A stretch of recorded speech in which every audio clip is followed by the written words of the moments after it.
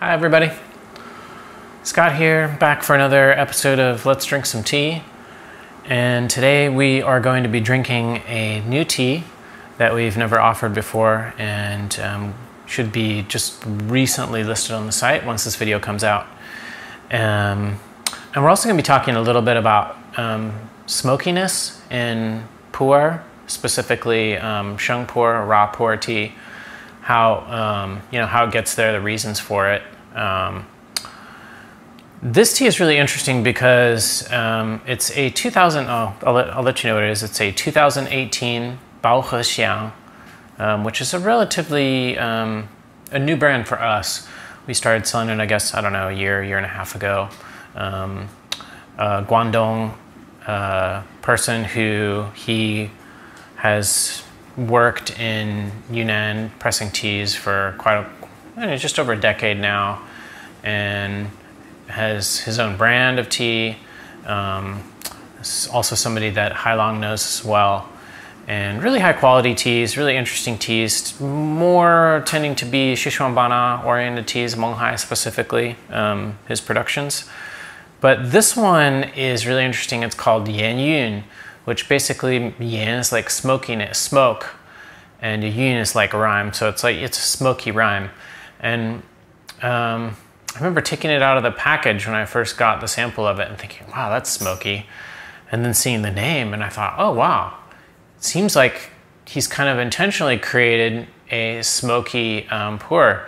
Now, I don't think he did it intentionally in the sense that he's had it smoked, but he gathered Mao cha from various different sources that had something that in common, which is that they were smoky. So the tea is actually composed of several teas, a blend of teas from Menghai area, some from Bulang, some from Nan Nuo, and some other areas. He's not really specific about it, but he did give me a little bit of a clue. And all the teas have smokiness, wood smoke specifically. So anyways, we'll get to it, and then I'll talk a little bit more about why teas, Xiang pu'ers specifically, are smoky, and kind of the history behind that, and how things have changed and are changing. So let's get to it. We've got some freshly boiled water here. We got Lucy in her place down there on the bed down here.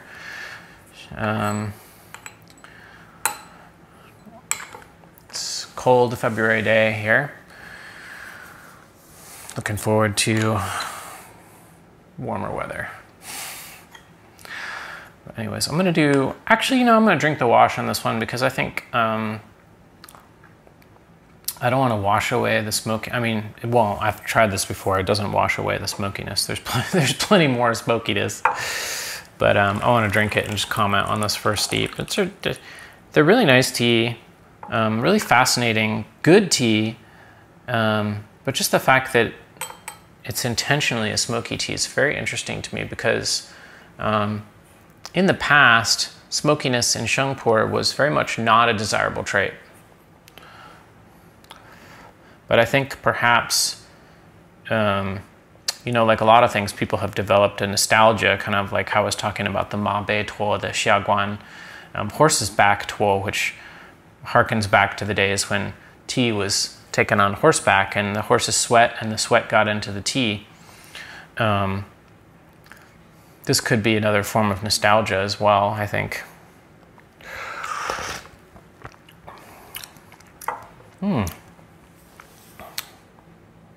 It's nice. It's not overpowering. It's never overpowering smokiness, but it's smoky. It's kind of like good smoky Zhenshan Xiaozhong, or as they say, Lap Sang Suchong or whatever, in that it has like the right, if you find the one with the right level of smokiness, it can be very pleasant. You can still taste this as a Xiang pu'er.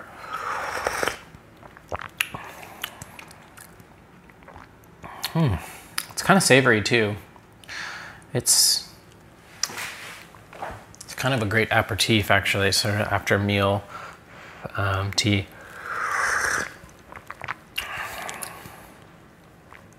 Wow, I'm gonna go ahead and just a little bit of chop. And so interestingly, the tea has, you can see this here, but different colors. So this shows the blend. Some of the teas are older and some of the teas are younger. I'm surprised I went ahead and just drank them. I'm gonna actually let these cool down a little bit. I don't want to burn myself. So let me give you, I'll try to do it without screwing up the tea talk. There's generally two reasons why, well, three technically, but two source reasons. Actually, no, three. One, reasons why a tea, Xiang pu'er, would be smoky. One, and this tends to be typically the mildest form of smokiness, which is when they're doing the xiaqing, the kilgreen process. They're frying it in a wok. They may be doing it in the mountain because it's a remote place. They're not able to bring the leaves back into a town and to do the processing there. So it's done in the mountain, or it's done in a very primitive condition. Sometimes it's just done with a wok, with a wood fire. Sometimes it's done in the ventilation. They use wood to heat the wok that they do the kilgreen, they do the frying, the kilgreen process in. And if that area is not ventilated well, the smoke will go into the tea. And then also if that also adjoins maybe, the wilting area or something like that, and like you've kind of got, I hate to use drug terminology, but hotboxing, the area where the tea is, and it's being processed with smoke from a wood fire, then you're going to get some smokiness. Typically, that's not as dramatic. That's the less dramatic smokiness. In the case of this tea, well, let's keep going. Let's give reason number two. Reason number two would be that the tea is. Actually, no, I think there's actually really only two reasons in my mind. But anyways, if I think of the third reason, I'll mention it. But the second reason is and this is becoming less common, but in Xishuangbanna, I went to Xishuangbanna first in the 1990s, and all the daizu, and most everybody's houses there were wood. And they had, multiple levels, usually 2 levels. In the center of the house, they had, like a cooking area. And then, where all the cooking was done, it was all done by wood fire. There was and people didn't have electricity even back in the 90s. So these people were tea farmers. A lot of these people are tea farmers, and so they're cooking with wood fires. They're doing everything with wood. They're heating, doing everything with wood. And naturally, their houses are very smoky. And they pick the tea, they process the tea, also with wood, to do the kilgreen. But then once the tea has been processed into mao cha, they're not automatically just selling it, especially back, in the earlier days when, the market wasn't quite as hot as it is now. And so these people would often hold on to the mao cha because, mao cha can be stored, and they hold on to it. And the best place for them to put it would be up higher in their houses, because we're talking tropical places. And so having it up a little bit higher and having the living space be below means that the tea isn't going to mold. However, what happens is, again, constant exposure to wood smoke, because the house is full of wood smoke all the time from all the cooking is done with wood smoke, or with wood fire. So, if you have mao cha that was stored for for months or years in one of these houses, it's going to be very smoky. It's going to be cured with smoke, as it were, and wood smoke, and maybe some cooking smells as well too. The first time I really encountered this and had it explained to me was in 2004, actually. And I was at the Liu Da Chashan, kind of tea shop, and they explained to me, we drank a tea, and it was a 1999 tea Gedeng, which we used to sell, that was pressed in 2004. And all the Mao Cha was from some various families in Gedun. And at the time, you know, in that time, all the tea was stored like that. So all the tea was smoky. It was a semi-aged Mao Cha, pressed to semi-aged Mao Cha, but very smoky. And to this day, I still have some. I still have like half a cake. It's still smoky. So that was really fascinating. And I think perhaps at the time there was some appreciation for that as well. It wasn't, I don't think it was particularly high priced, but there was a certain appreciation. So anyways, those are the two main reasons. I can't really think of a third reason. I've heard that people have used wood fire to try to dry Mao Cha in the final stage, during like, if you know, the final stage is the sun drying and maybe the sun didn't come out, or maybe it started raining, maybe they had to take it and put it in a covered area, and then to keep it from, because it hadn't fully cured yet under the sun, and then having to use like, you know, wood fire kind of roasting to finish that. I think that's less common. I think it's less practical, but I'm sure there are instances of that being done. I think it would be hard to separate that out from perhaps a one that had cured in somebody's home for several months or a year. But anyways, I'm gonna get into the tea here. I've got these cups waiting for me. Hopefully they're not too cold. But let's get to it.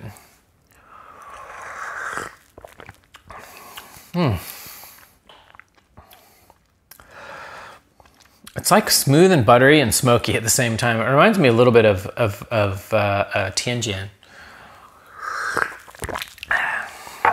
This one I brewed up a little stronger. It's darker. And this is definitely like these are definitely, at least some of the tea in this is aged. And this has a fairly aged tea soup as well. It's orange. It's not gold, it's orange actually.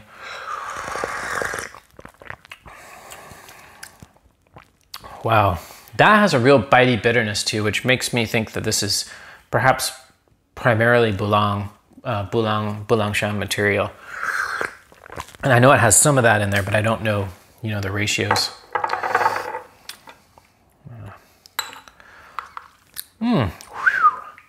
Yeah, Boulang, definitely Boulang. And that kind of jives with a lot of, Boulang also historically has been a place too with the traditional wood houses and a lot of wood burning. Even to this day, you know, you have houses and families that still do that. A lot of people built concrete houses and they have electricity and they have induction cookers and these kind of things, but not everybody. So this tea is again, it's from, there is some aged tea in here as well. So to me, from the different colors, I'd say there's 3 different teas in here because they all have a different kind of age to them. Let's drink this one. Ooh, wow. I should probably brew this a little. Smoky, bitter, astringent. Wow, this is a tea that I think actually is gonna really age well because it's a really potent tea. It'll be interesting to see, you know, 10 years from now, if the smokiness is still as present as it is now. It's probably will have faded a little bit. But Xiang does fairly tight compression because most of his clientele are aging in Guangdong in a more hot and humid condition. So he tends to press them a little tighter. So that'll lock in some of that smokiness. Wow, once this thing gets going, it just doesn't stop. I mean, that's infusion 5 there, and I didn't push that at all, and it's really, I mean, this is some strong tea. Just that Boulang bitterness in the little smoky, actually not little, quite a bit of smokiness. Glad I had a big breakfast. Let's go ahead and steeping number 6 here. But yeah, it's really fascinating. I used to sell a 1992 Dehong. I forget the name of there was this funky Dehong factory, 1992 Dehong tool that was like the tightest thing. I mean, it was like you need a diamond drill to pierce this thing. It was so tight.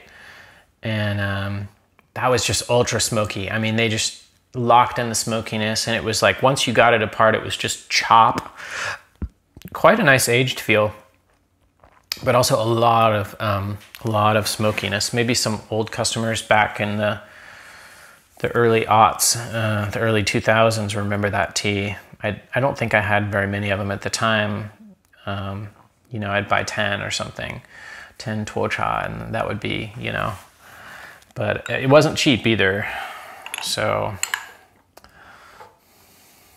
even like 2006 or 2007, a 15-year aged tea was still not cheap.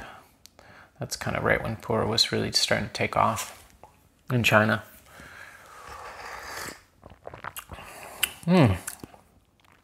Sweetness is coming out now. Bitterness is a little bit less in the forefront. It's still there. Smokiness is still there.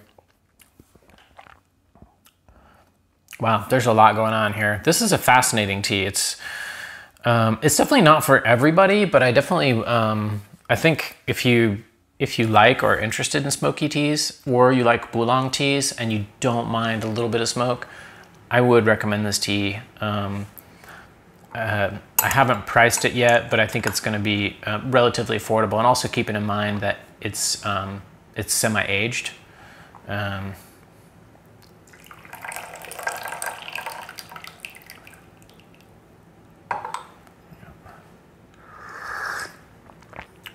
All right, one more. Huh. Yeah, it's really kind of, it's got a little barnyardiness to it as well. Fascinating. Pu'er is just like that. I mean, it can be, itchy eye. Pu'er can be like that. It can just be something totally different from one session to another, depending on which tea you have. The fact that, I mean, even just Xiang pu'er, just the fact that it shares the same type, you know, or subtype of tea, it really can be really misleading to people as well. It's like, oh, this is pu'er? Like, what? This is raw, and that's raw pu'er? And, you know, it's really, that's why it's so much fun for me. That's kind of like, you know, getting into something deeply and realizing, wow. And then realizing that that's just one of the many things in the world that's so, you know, has so much depth and breadth, and being involved in that is fascinating.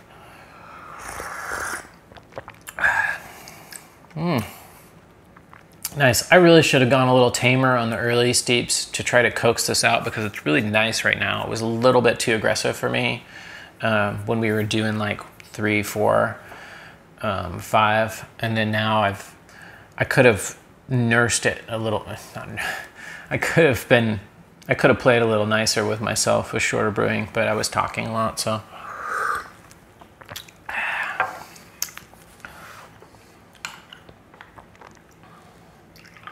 So yeah, I guess really there are 3 reasons, you know, again, for smokiness. One is during the Kilgreen processing, poor ventilation.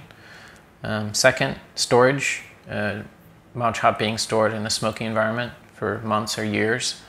And 3, the sun drying process at the end of, you know, at the end of the final stage where it needs the sun, something goes wrong, and they have to use wood fire to finish that, to make sure the mao chop cures entirely, which really isn't ideal, because it really should be under the sun. But I have heard of this.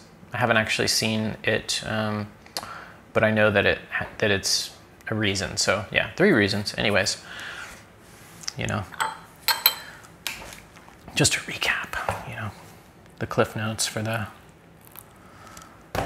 video. But let's try this one. Steep number 8. Still smoky. It's a lot less sharp. just the tea in general is less sharp. It's definitely more mild. And it's interesting because the bitterness has faded a bit and the astringency has faded a bit. The astringency usually can kind of amp up at this point. That's what I like about Bulong teas is that once the bitterness and astringency kind of peaks out, it tends to just be sweet and nice and maintain a little bit of like balanced bitter and astringency. So anyways, I'm gonna leave it at that. This will go a couple more steeps, but I would definitely check this one out. It's an interesting tea. It's the 2018 Pu-erh Xiang. We'll link it down below. Pu-erh Xiang Yan Yun, or Smoky Rhyme, or something like that. Rhyme is like verse, or like a poem or something like that. It's the Yun character is very, very common in pu'er. But yeah, anyways, check it out. And also check out some other Pu-erh Xiang productions. We're gonna probably list a couple more hopefully soon because he's got some great teas coming out. The ones that we have out, quite a few. I think there's a few reviews on them. You can check them out, but you can also just get a sample. And if you're at all interested in this tea, I would pick up a sample. It's interesting. It's like I said, the first intentionally created smoky tea, or perhaps, at least that I've come across. So anyways, thanks for watching, and yeah, we'll have more videos, so keep an eye on that feed. Thanks.